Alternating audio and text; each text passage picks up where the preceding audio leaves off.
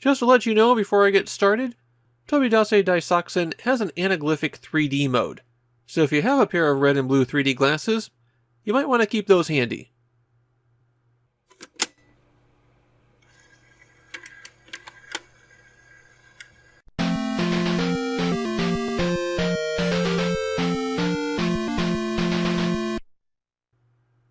Square's Disk Original group is giving us some real dogs on the Disk System.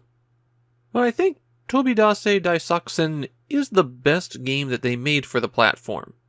Or at least it's the most coherent, best playing game that they released. And it's the snowflake that sets off the avalanche. Not because it is, as the box says, the first game in the Tobidase series, because it also happens to be the only game in the Tobidase series. There will be a cartridge-based sequel, but they really downplay that Tobidase branding.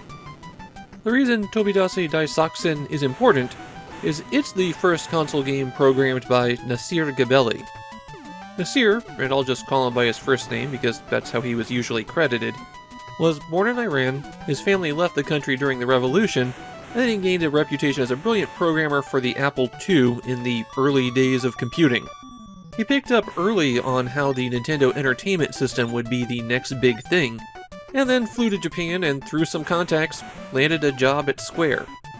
Tobidase Daisakusen is a technical masterpiece, but a very poor seller, like all too many Disk System games, and this poor response to their Disk Original games left Square in a financially precarious situation. But salvation came in the form of a new game programmed by Nasir. A game that became a smash hit, that reinvigorated the entire company. And of course, that game was Highway Star.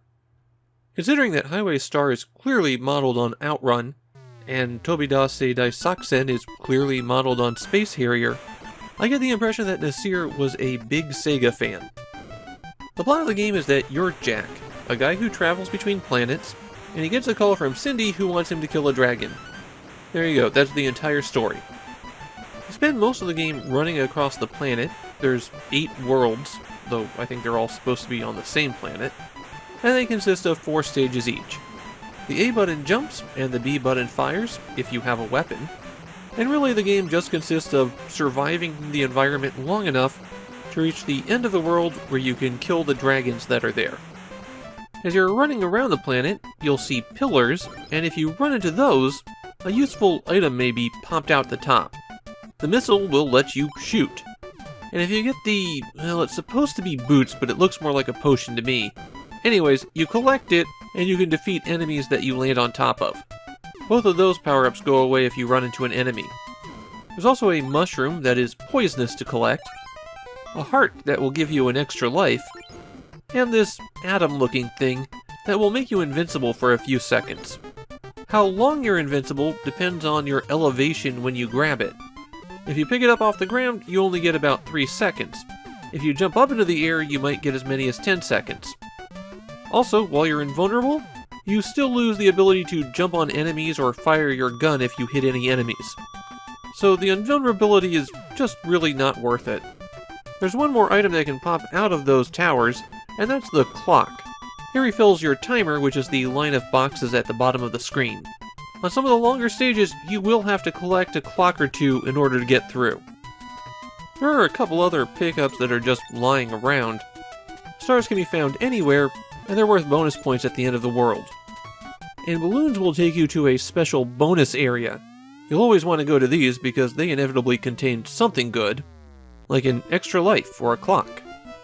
You've got some very slight control over your speed by pressing up and down, but there's really only 3 levels of speed. You'll want to use those variations as you're jumping over the pits that are common on stages. The platforming in this game is rough, and a mistake of any kind is fatal. It's especially bad on World 3, where you have to use these, they look like frogs to me, but I guess they're springs. Anyways, you have to use them to make very long jumps. And in particular, consecutive jumps. The only way to do this is to run into them, because landing on top of anything consistently is nearly impossible here.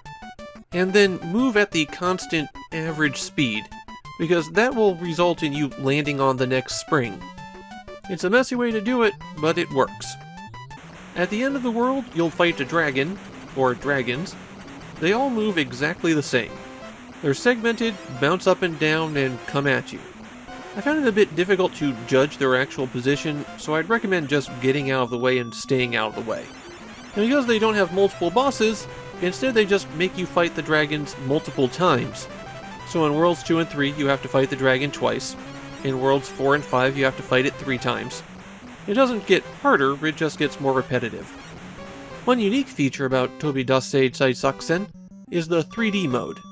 Press select and the game will switch to an anaglyphic 3D view. Anaglyphic is where it's red and blue colored. Now if you happen to be wearing anaglyphic glasses right now and it's not working for you, that's because you're wearing them backwards. For virtually all media that uses anaglyphic glasses, the blue lens is on the right and the red lens is on the left. However, that's reversed here, so flip those around. Otherwise you're just going to see double images. The game came with a paper set of glasses in the box, but you could also purchase a plastic set, and these plastic glasses are a fairly rare collectible now.